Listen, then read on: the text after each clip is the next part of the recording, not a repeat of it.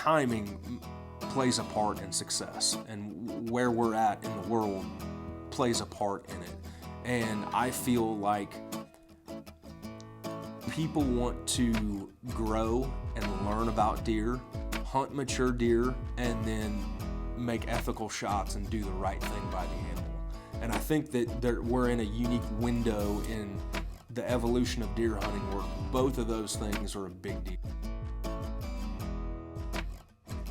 All right. Hello. Episode 2. Yeah, before we started recording, we were talking about wedding stuff. Mad Dog's about to get married, so. Ryan keeps asking me every day, I've got my wedding planned yet. It's been like a week and you haven't planned it yet. I don't know what your problem is. I have a year and a half. I'm good. I'm good. Zach and I could plan a wedding in a week. Oh, go ahead, please. Please. Be done. Decked out in all Ryan Kirby gear and art and all right. Barbecue. Ooh, yeah. Yep. Well, speaking of food, our question for Ryan is, what is his favorite wild game to eat? Favorite wild game to eat is fried turkey nuggets. Nuggets? Mainly because usually those things are like literally cut right off the breast and into the fryer that day or that night. So you're usually had a good day when you're eating fried turkey nuggets from my experience. It's, you had luck that morning and you're either eating it for lunch or dinner and you're hanging out in camp and all the boys are there. So it's a good time. You've said that turkey's your favorite to hunt. Do you keep your turkey meat? Yeah. You do? Yeah. I've seen, and I am a terrible chef, and I have to admit that. I suck. I'm not good. Our youngest boy, or our boy, Rhett, he's big into processing it. Like, he wants to catch fish and clean them. He wants to shoot a deer and literally help me clean it, grind it, everything. And I need to be better for him at like becoming a more wild game chef. Like, we just grind our deer, like even the loins and stuff. And I know that is like sacrilege for a lot of people. So I need to be better. I need to learn that. But I've seen a lot of people that are cooking the whole turkey now too, like the legs and all. When I was working at the Turkey Federation, that's when it was big to fry the entire thing in the fryer. But I've even seen, there's a lot of chefs out there that hunt and cook wild game, and I see them doing some cool stuff with the whole bird.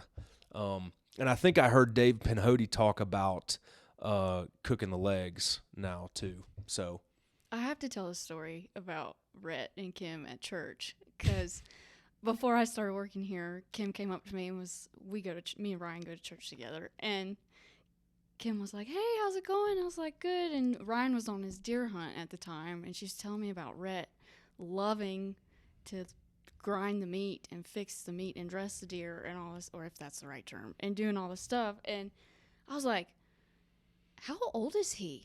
And she's like, he's only 6. And me and Cole, my fiance, are standing there, and Cole's like, huge meat eater fan, bought the Steve Ranella cookbook, trying to learn how to do all that too. And he goes, he's 6 years old? Yeah. I said, yes.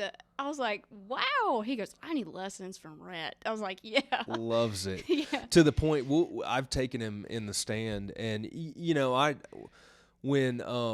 when I take Rhett hunting, I try to make it fun. I want him to and it's hard to not be the dad that's like, sit still and shut up. Don't move for the next 2 hours.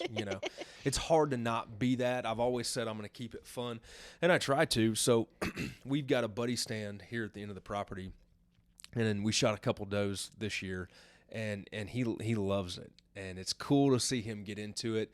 And he was even this year. I told him we'd shoot one and we'd process it together, which in my terms is grind it up. And I need to be better. But he'd look at me, he's like, "Dad, can we shoot that doe and cut it up and eat it?" And it was like, "What? You little psycho! Like, tone it down, man! Like, what's wrong with you?"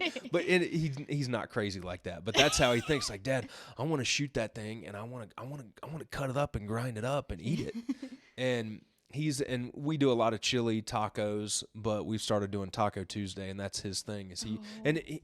It's amazing to see because we weren't like that growing up, and we didn't eat a lot of wild game. We gave away most of our deer. We ate a lot of beef, a lot of pork, chicken, stuff like that. We just didn't, for some reason, we didn't process deer, and I don't know why.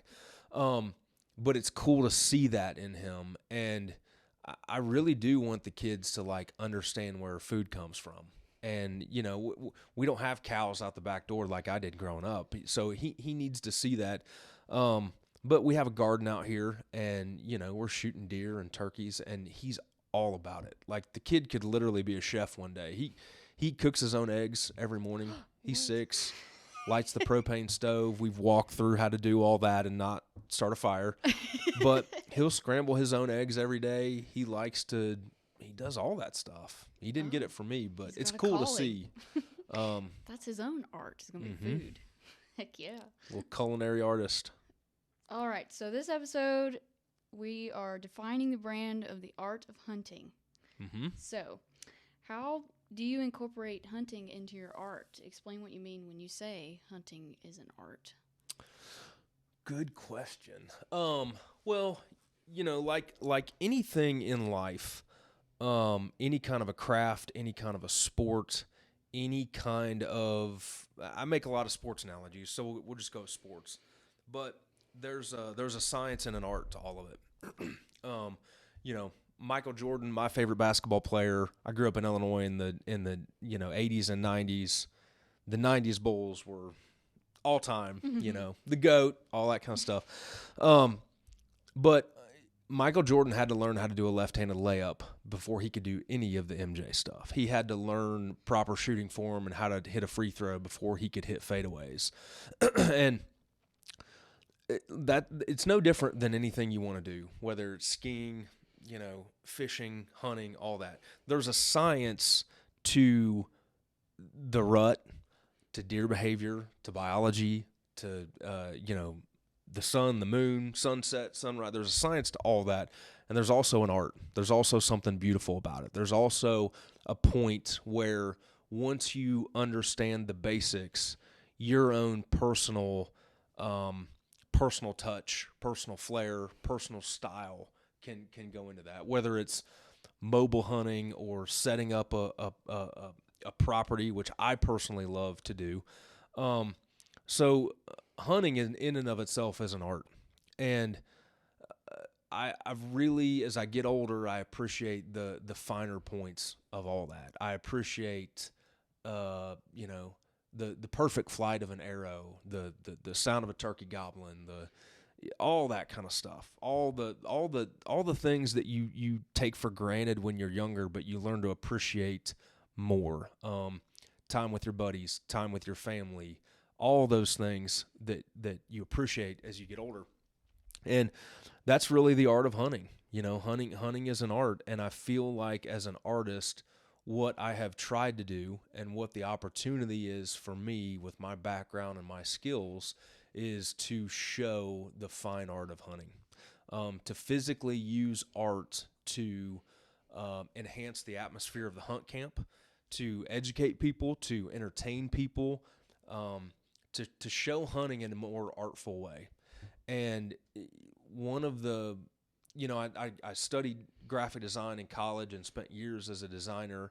And one thing that we've gotten the best feedback on through all my social media posts, everything I've done, is when I combine facts and figures and more the biology side with art in a cool way that entertains and informs people. If I could summarize everything that we've done really well here, that's it. To take, like our anatomy and physiology print, the shot placement. The reel that I produced off of that art is some of the highest performing stuff that we do on social media, because it's not just a straight biological PDF of the latest deer survey, and it's not a fine art painting of a deer, but it's artful illustration with some style and my own personal touch to it that combines accurate information and biology. And combining art and hunting in that way, I feel like is something that we do very well here, and I feel like it contributes the most to the hunting community and to the environment of hunt camp.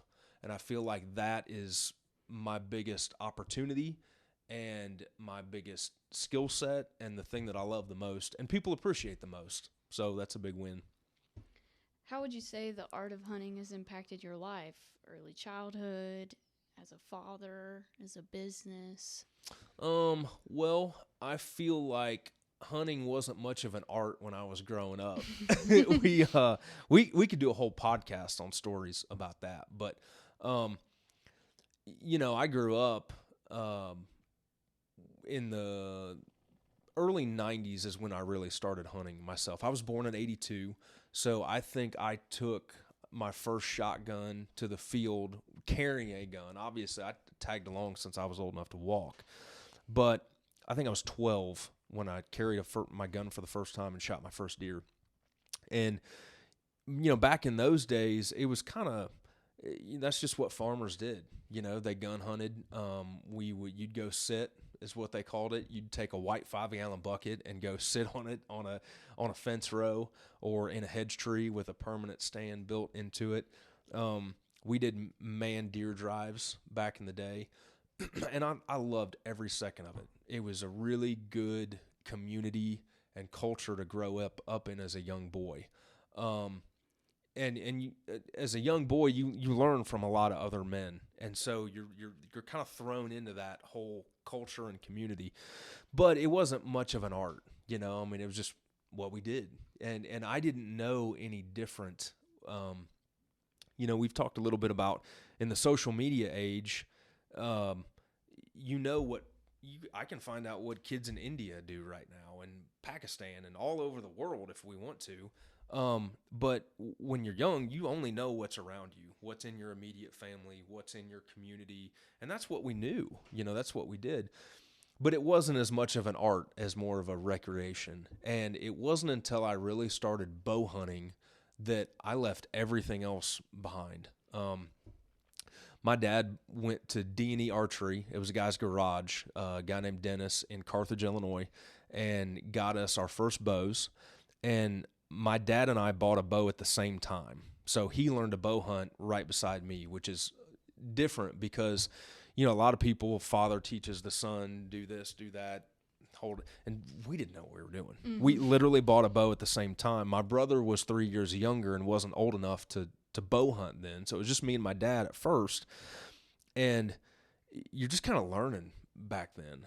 And I remember when I first got that bow, I would have gotten that about the time I was 12 too. I was all in on bow hunting and I didn't really look back. Dennis taught us to shoot instinctive first because, again, we talk about Midwest common sense. He was like, if a kid has a knack to shoot instinctive, I'm not going to load him up with releases and sights and all this other crap. So we started shooting just a single pin sight. My bow was 35, 40 pounds, something like that. And we shot a tab finger release, and that's all we shot. The big, fat, Easton aluminum arrows that are about that big around. And he gave us a VHS tape of a guy. I'll never forget doing this, but he gave us a VHS tape of a guy that was like the legendary bow hunter at the time. And I can't even remember his name, but he shot completely instinctive. And he was like, take this VHS tape home and listen to, what he does and follow him. And this guy was like shooting deer on the run with a recurve, and they were putting balloons in tires and rolling them downhill, and he was popping balloons. And I immediately in my head, you're a 12-year-old boy, you're like, I'm that guy. Mm-hmm. Like, I'm the next iteration of that guy. Mm-hmm. So I remember I go back behind the house on the farm, and Dad had just cut some trees down in this area we were clearing out. It was like in the corner of an old pasture or something, but there were 3 stumps. And this guy in his video, he would walk through the woods and he would just pick random things. He wasn't shooting 3D. He would like pick that leaf on that hillside and shoot it, and shoot this and shoot that. Well, there's a few things I didn't know when I started. First off, that guy was shooting into hard, soft banks. So he was shooting into a leaf in a hillside. He also had, his own homemade arrows, and he probably brought 50 of them to the woods. And what I didn't understand the difference between aluminum arrows with an insert and shooting out of a compound versus that and a recurve. So, we didn't have a lot of money growing up. My dad bought me 3 arrows, and I proceeded to stand in one place and shoot all 3 of them into a freshly cut hardwood stump. And then I went out and I pulled them out, and the insert and the point stuck in the stump, and the arrow came out and the insert pulled out of them. Oh, no. So we had just got our brand new bow setups, and I went home, and within 15 minutes, I had ruined all 3 of my arrows.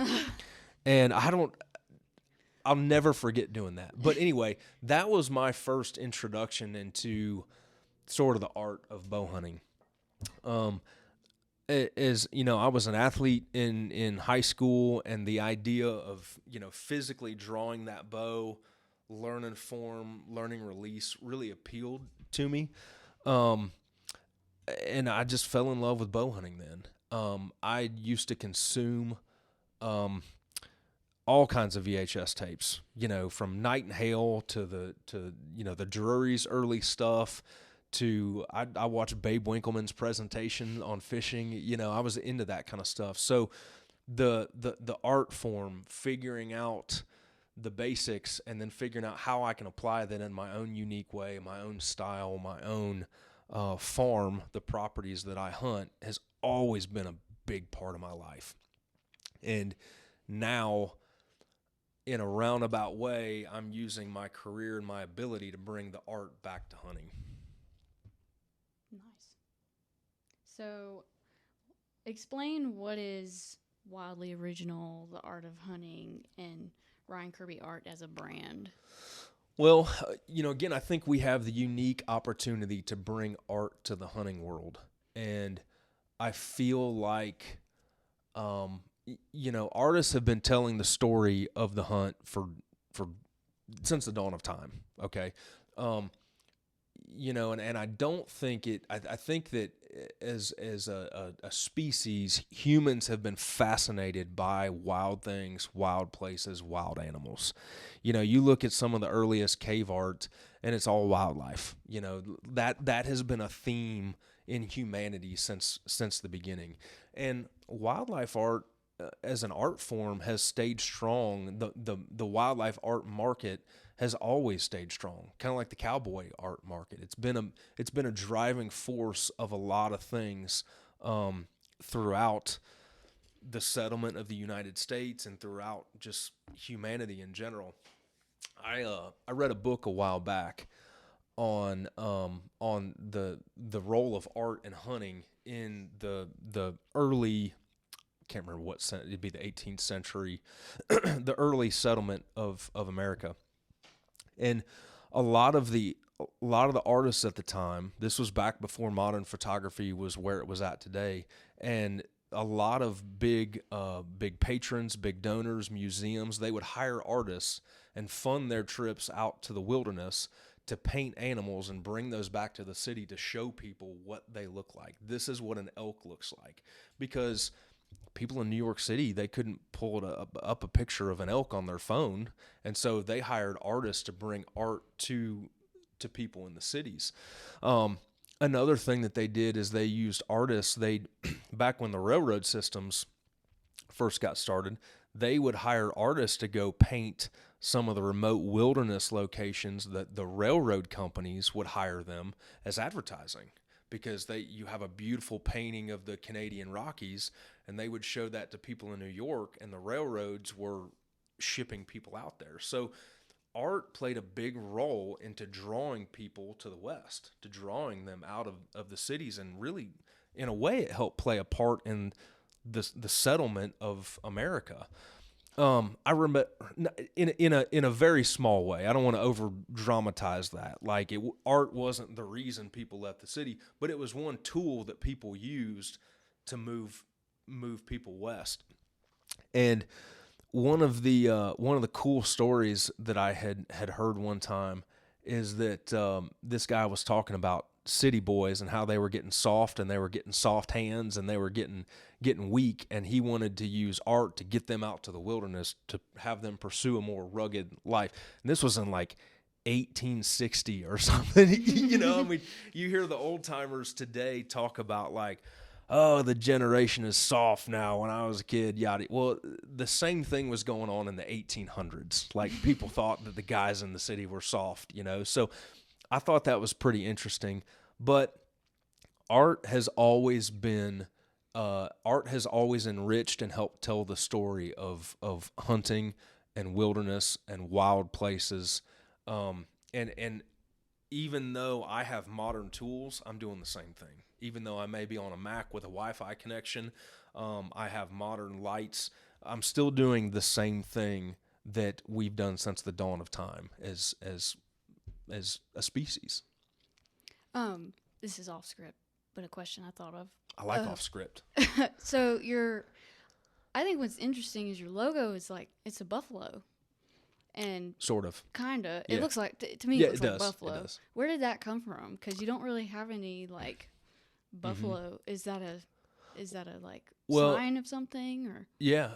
So when I was first working with Michael and we were kind of talking about, we were kicking around ideas for how I could like rebrand my art business. And I remember we had just moved to App State, and I went and I spent 3 days in the ASU library, the App State library.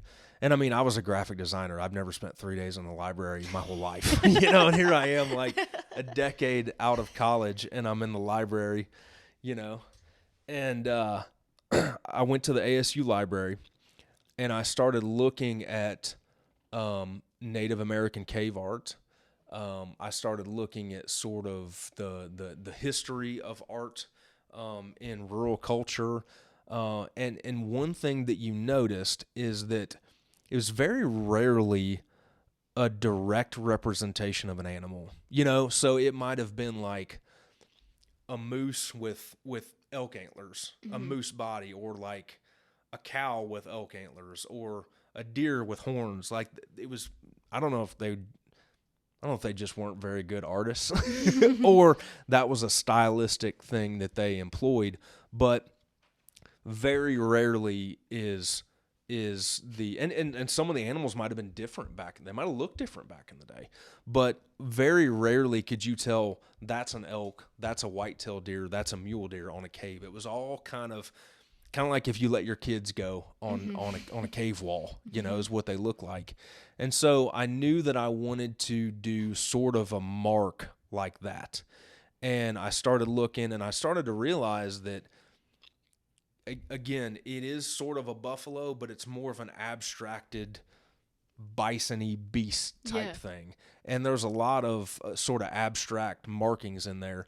And I actually painted the logo. So the way it started is I had I think it was a piece of gator board, 48, like the size of a piece of sheet, plywood, and like a big sheet of 48-inch long gator board.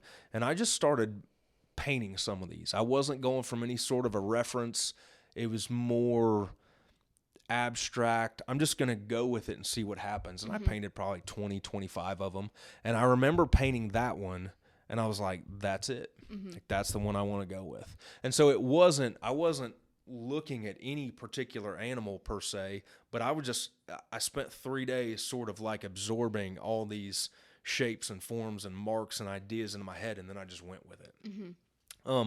But one thing that I did specifically include is in a lot of that cave art, they included like a red slash on the side.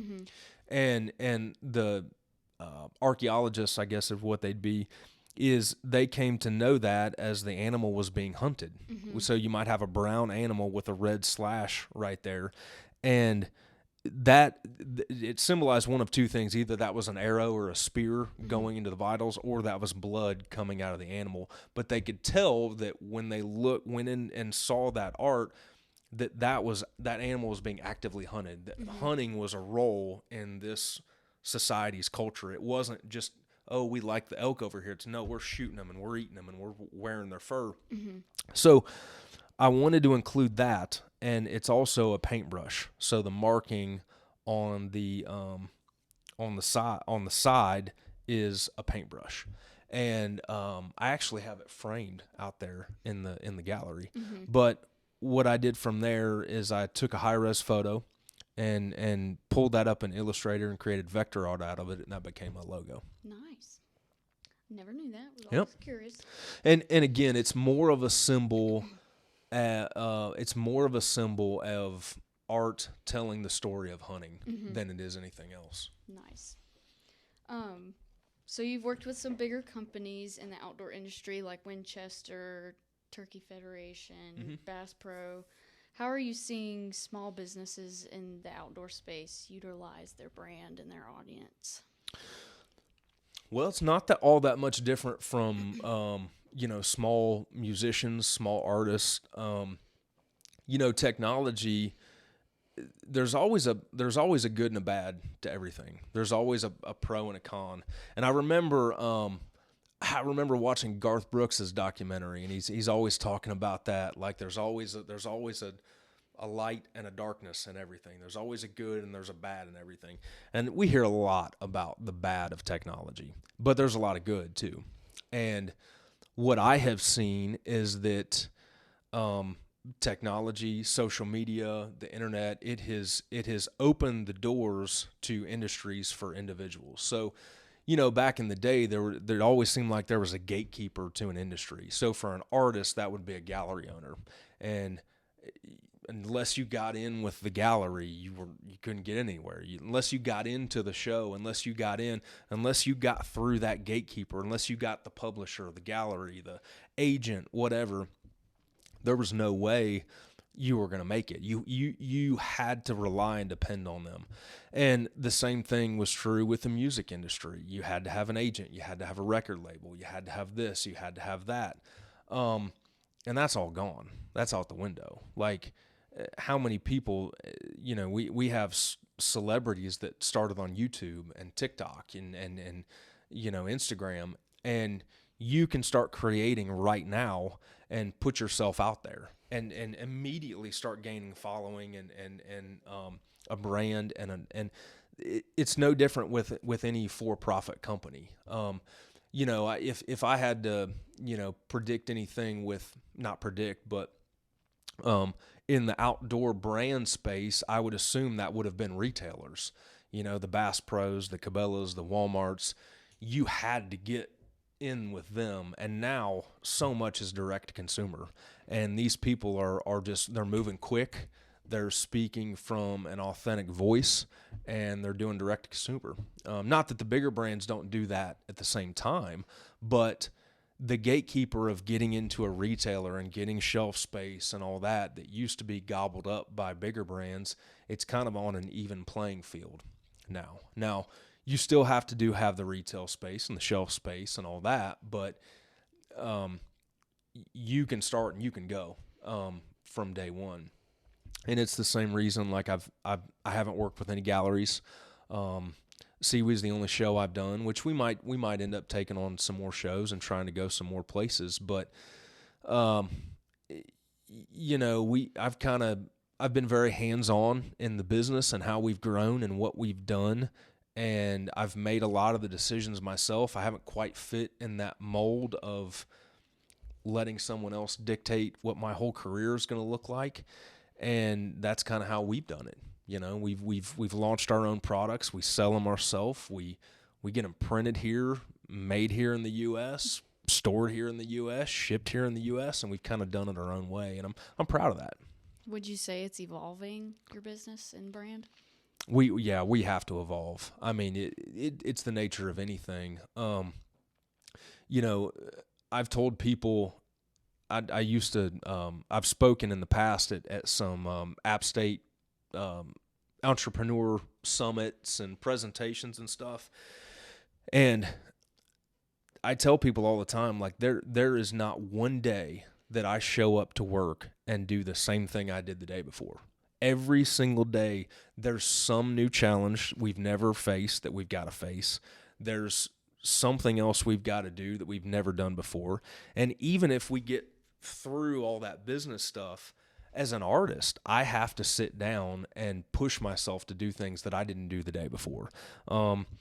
And so my whole life and career lives on the edge of what I'm comfortable doing. Like I constantly have to be on the edge of, I know all this and I'm really good here. Past this point, I could completely fail, and I have to live on that edge every single day to try to do new things, to try to take on new things and produce new things. And it's pretty scary a lot of times. You know, it's very vulnerable. You are not in a place where you can sit back and rest on your laurels, or we've always done it this way the past 5 years, so we're going to continue to do it this way. You just can't do it. And I kind of feel like the whole world is that way. All these brands are that way now. Like if you're not growing, you're dying. It is a kind of a cliche way to say it, but yeah, we have to continue to evolve and innovate and stay on the cutting edge. And as an entrepreneur, I have to live on the edge of my comfort zone every single day. Sorry, listeners of Trigger scratching the door, trying to find his father. I shouldn't yell his name, that'll make it worse. Trigger is our shop dog, one of our shop dogs. Zach will walk out of the room and Trigger freaks out and scratches the door. So sorry if you heard that. Okay, where were we? All right. Do you have a certain product that you currently have that you think connects the art of hunting very well, or connects both the things? I think we actually have an Art of Hunting bundle. I think, and that question was not on a tee by Madison, by the way. It was like not. I didn't know that was coming. It's not a, hey, ask me this so I can talk about this product. I think that does it well. I think the growth and maturity of the whitetail buck has been our number one seller for 4 years. That piece really does it well. I feel like we're about to launch some new products, some new limited run stuff that could do that well. But yeah, overall, I honestly feel like some of the stuff I've created for social media does a better job of that, of showing the art and hunting in sort of an infographic, fast-paced style. And all of those are recreated from art that we already have in the prints. So I'm pulling parts and pieces out of those and recreating those for social media into reels and short videos and stuff like that. So I think from a general consumer viewing standpoint, some of that probably does it better than anything. But I'd say our growth and maturity of the whitetail buck and the anatomy and physiology of the whitetail buck are the ones that combine that the best. Again, we're taking what could be really boring biological facts and figures and trying to make that cool into a concise piece that people can display on their wall and get enjoyment out of. And we have people every single day. I have people reach out, and you feel these a lot too, where people will put the growth and maturity of the whitetail buck on their wall, and they literally say it is the conversation piece. Every time my husband's buddies come over, they all suck in around that piece. It's the one that draws people in because it's got enough art to it, and it's got enough hunting content to it in there that the dudes all stand around and talk about it. I think the anatomy one too. Yeah. Definitely for shot placement. Definitely. Yeah, the anatomy print, that is way more bow hunter archery heavy, simply because of the nature of archery equipment versus a gun. The growth and maturity print can apply to everybody. And the other thing, people ask me about the success of that print. We've also part of it is we've hit the golden age of deer hunting. And it's a big deal to manage and grow mature deer. When I was a kid, when I was growing up, that wasn't even a thing. So timing plays a part in success, and where we're at in the world plays a part in it. And I feel like people want to grow and learn about deer, hunt mature deer, and then make ethical shots and do the right thing by the animal. And I think that we're in a unique window in the evolution of deer hunting, where both of those things are a big deal. And the other thing is, I feel like in the 90s, it was all who can kill the biggest deer to get on the cover of North American Whitetail. And we as an industry, we sold out to that. It's what made Pike County and the Golden Triangle in Illinois so popular and high demand, is everybody was trying to kill the biggest deer and be on the cover of a magazine. And that fueled the industry. And now we've kind of seen, I don't know if we've matured and realized that's not the end all be all, that it's more the experience, it's more the journey, it's more the process that we're interested in. But I see a lot of people in our industry that are going back to our roots and starting to think long and hard about the sport of hunting and being like, is that really what it's all about? Is that really why we like it? Is that really why we do it? And I think people are starting to realize that, again, the art of hunting, the process of hunting, the journey of hunting, the camaraderie of hunting, there's a bigger story to tell than just I killed a big deer and I was on a magazine cover.